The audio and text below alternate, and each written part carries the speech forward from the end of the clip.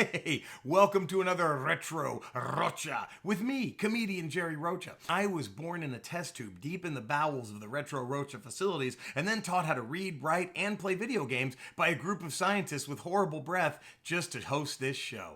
I feel bad saying that. Most of them had horrible breath, not all of them. Carl was okay. Schmitty, you had to at least be a room and a half away from the guy at all times. Today, I want to talk about the Super Nintendo classic Shadowrun, a badass cyberpunk RPG based on a tabletop game that I knew jack shit about. When it comes to tabletop RPGs, I'm a Dungeons & Dragons guy, and that's it. I'm sorry. I just want the Grateful Dead's greatest hits. Don't break my balls about some Idaho bootleg from 1974. I want the truckin' song. I want the I will get by. I don't care about anything else. If they were in video game form, I might play those tabletop RPGs. Well, maybe not Vampire the Masquerade. I don't mean to profile, but that game 1000% just looks like a swingers starter kit. I say that because the only people I ever saw playing the game were the people who would hang out at the goth club I would go to, and they all had a very swingery vibe to them. And also, it just looks like a game you can do too much of a deep dive into.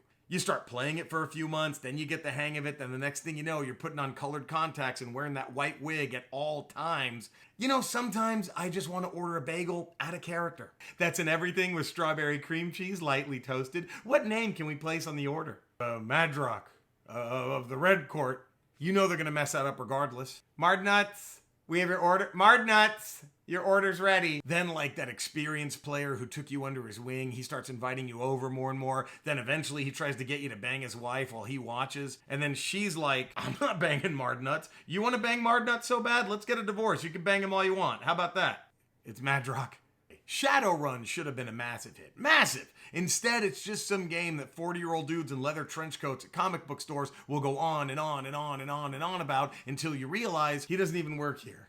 Does he? I might be the only one who sees him. I love the world of this game. It's Blade Runner, urban film noir, cyberpunk, but with elves, dwarves, orcs, vampires. This guy?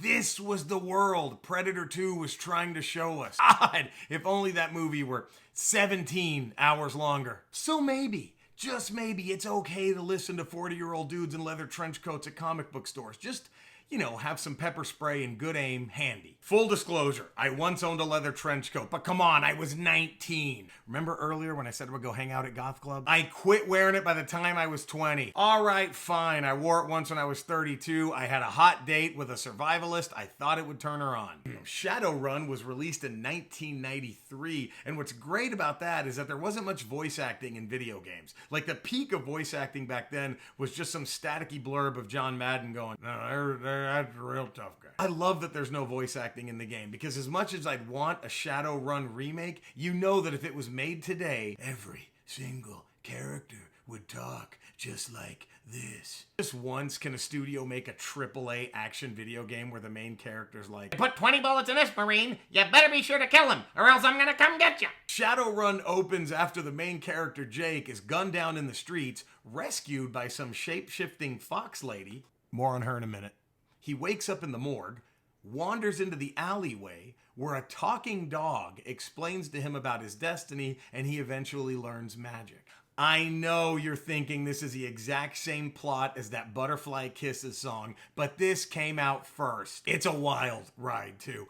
I mean, one of the main bosses, maybe the main boss, is a dragon who's trying to mess shit up in the Matrix cyberspace while living under a volcano near Seattle. And look, minor complaint. I wanted a little bit more of this computer whiz dragon. It doesn't even have to move the story forward. Just a cutscene where he's arguing with his internet service provider. Have you heard that the customer's always right? Well, the customer's always right, especially when the customer can just lava. Now let me speak to a person. You get to hire companions in the game, which at the time blew my mind. I was just used to playing RPGs where the party, you would find them, they'd join your party, and that was it. I didn't know you could just hire and fire companions, and I get it. To the personal computer people, you don't need to break balls about Zork let you hire companions way back in 19... Fuck Zork! I don't play a video game to read a goddamn bug. Look, I don't know if you could have actually hired companions in Zork or not, and I'm sorry for saying the F word about Zork. The companions you pick up at bars, nightclubs, and they can either help you hack into things or just absorb bullets that were meant for you. I didn't hire any of them because I felt bad. They usually died. I know they know the risks that are involved, but I want Frog Tongue and Dances with Clams, actual names, to put this life behind them. Get out of the game, settle down, live. The hacking minigames are dope too. You maneuver your way through cyberspace while trying to avoid digital landmines that do real damage to you, because if you die in the Matrix, you die in real life, which is horribly unfair. Oh, well, hold on a minute. I was just banging a virtual hooker. Now you're telling me I got real gonorrhea? The game takes you to the car yard slums of Seattle where you're held prisoner, and you can either buy your way out of that predicament, which is the Francis Buxton from Pee-wee's Big Adventure move, or you enter a cage match where you win your freedom by fighting to the death opponent after opponent after opponent after opponent, which is the Snake Plissken move. And you get bank for doing it? Come on. Also, 1,000% I'd smash it to the car yard song.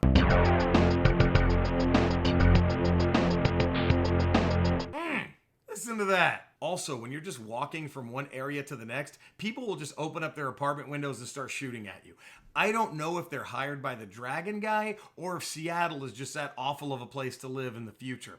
I'm going with the latter because just look at these chill people walking with me. I mean, they don't even care. They're probably thinking, you know what, please, one of these bullets hit me. I want out of here so bad. You go to the docks where you meet your ex who previously dumped you, who then turns into a giant octopus and starts attacking you. I don't know why the game made you fight the giant octopus. I would have just left. Okay, we didn't work out. Ain't no pussy good enough to get burnt while I'm up in it. Maybe just go back, update your online dating profile. You have that awkward first date where you have to ask the question, wow, you're so interesting. You're not a giant octopus, are you? There's a nightclub where you meet the shape-shifting fox lady from earlier in the game, and it turns out she's this mega famous pop star.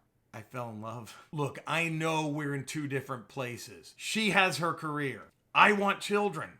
I have a girlfriend who's actually real. I don't know if she's a fox who can shapeshift into a humanoid or a humanoid who can shapeshift into a fox. That's got to be cleared up real quick if we're going to move further. I have a girlfriend who's actually real. I wish that I could make you turn around and see me cry. You go to an old mansion filled with zombies and vampires, which is right by the docks with the giant octopus. The balls on any landlord to charge more than $3 a month rent anywhere in this place.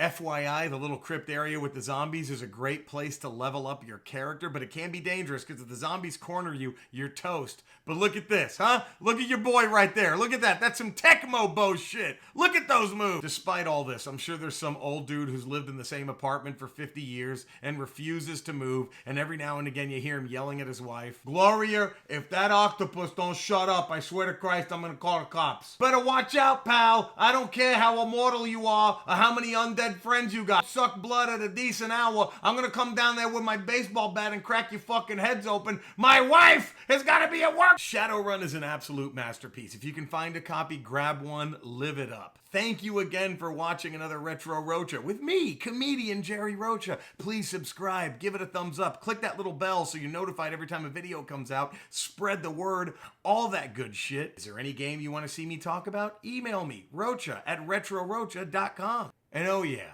log on and rock on. Oh, and another thing, God bless the SNES. Ooh! Oh, I'm sending a message to Mendoza and all of his men. It just got personal. You're the only one who really knew me at all.